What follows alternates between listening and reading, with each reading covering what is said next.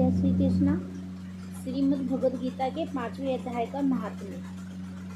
श्री भगवान कहते हैं, देवी अब सब लोगों द्वारा सम्मानित 5वें अध्याय का महात्म्य संक्षेप से बतलाता हूँ। सावधान होकर सुनो। मद्र देश में पुरुतसपुर नामक एक नगर है। उसमें पिंडल नामक एक ब्राह्मण रहता था।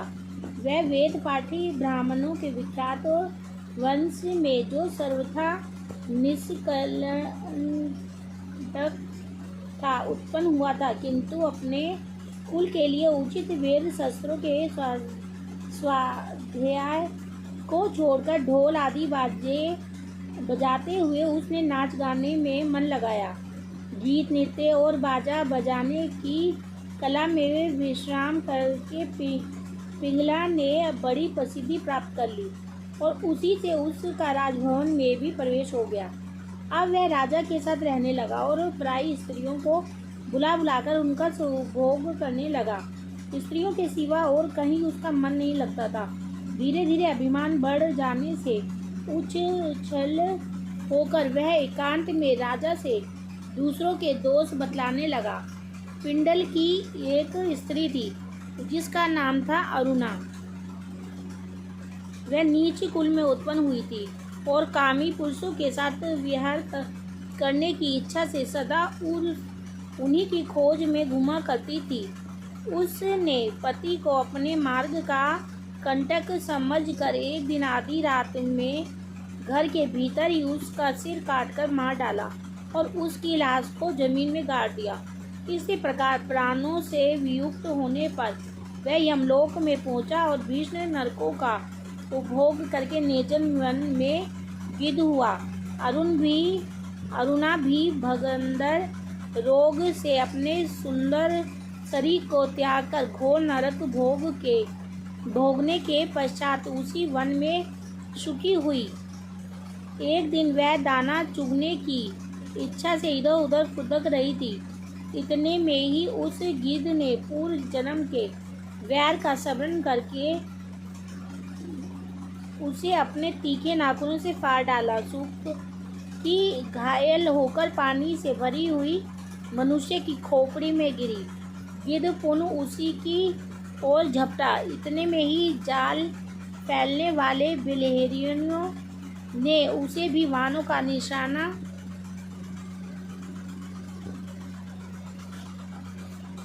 बनाया। उसकी पूर्व जन्म की पत्नी सुक्की उस खोपड़ी के जल में डूबकर प्राण त्याग चुकी थी। फिर वह क्रूर पक्षी भी उसी में गिरकर डूब गया।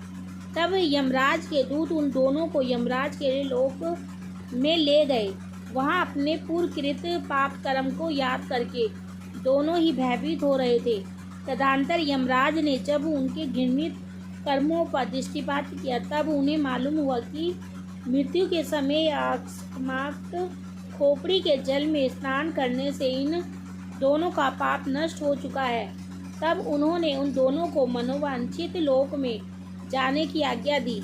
यह सुनकर अपने पाप को याद करते हुए वे दोनों बड़े विष में पड़े और पास जाकर धर्मराज के चरणों में प्रणाम करके पूछने लगे, भगवान, हम दोनों ने पूर्व जन्म में अत्यंत घृणित पाप का संचय किया है, फिर हमें मनोवांछित लोकों में भोजन का क्या कारण है, बतलाइए।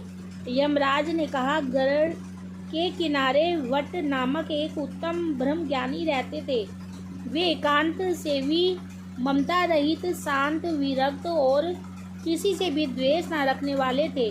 प्रतिदिन गीता के 5वें अध्याय का जप करना उनका सदा का नियम था। 5वें अध्याय को श्रवण कर लेने पर महापापी पुरुष भी सनातन ब्रह्म का ज्ञान प्राप्त कर लेता है। उसी पुण्य के प्रभाव से शुद्ध चित्त होकर उन्होंने अपने शरीर का परित्याग किया था। गीता के पाठ से जिनका शरीर निर्मल हो गया था, जो आत्मज्ञान प्राप्त कर चुके थे, उन्हीं महात्मा की खोपड़ी का जल पाकर तुम दोनों पवित्र हो गए हो। अतः अब तुम दोनों मनोवांछित लोकों को जाओ, क्योंकि गीता के 5वें अध्याय के महात्म्य से तुम दोनों शुद्ध हो गए हो। श्री भगवान कहते हैं, सबके प्रति समान भाव रखने वाले धर्मराज के द्वारा इस प्रकार समझाए जाने पर वे दोनों बहुत प्रसन्न हुए और विमान पर बैठकर वैकुंठ धाम को चले गए। जय गीता माता।